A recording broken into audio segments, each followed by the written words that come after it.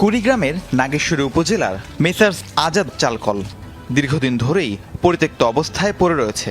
জেলা জুড়ে এমন চালকল অসংখ্য। তালাবদ্ধ, পরিত্যক্ত এবং যন্ত্রপাতি নেই এমন চালকল কাগজে কলমে সচল। সরকারি চাল সংগ্রহ কার্যক্রমে এসব চাতাল থেকে নিয়মিত চাল সরবরাহ করা হচ্ছে। স্থানীয়দের অভিযোগ, বন্ধ চাতাল নিয়ে সক্রিয় একাধিক সিন্ডিকেট নিয়মনীতির কোনো তোয়াক্কা না করেই খোলা বাজার থেকে নিম্নমানের চাল কিনে সরবরাহ করছেন সরকারি খাদ্য গুদামে। চকচকা জিনিস কিনতে হবে। এই মূলত এই কারণেই হাইস্কিং মিল শুধু আমার বলি না, গোটা বাংলাদেশের একই অবস্থা, বন্ধর পথে। এলে সব ভাঙি চুরি গেছে, এখন এই অবস্থা পড়িয়েছে ৩-৪ বছর থেকে, কোনো কাজ নেই, এমনি পড়িয়েছে। কিছু সরঞ্জাম নাই আপাতত, সেগুলো হচ্ছে যে কিছুদিন আগে ঝড়ের কারণে ওগুলো বিচ্ছিন্ন হয়েছে।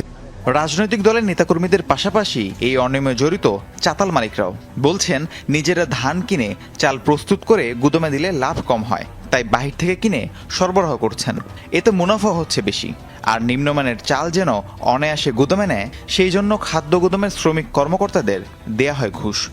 অফিসে লেবার 150 টাকা নেয়, আর হচ্ছে সারা চায় না, আমরা দেই আর কি, খুশি করি। হয়তো দেখা যায় টনে 100-150 টাকা এরকম দেই আর কি। 21 টনে 10 টন কিনে দিছি, 10 আর 11 টন বানিয়ে দিছি।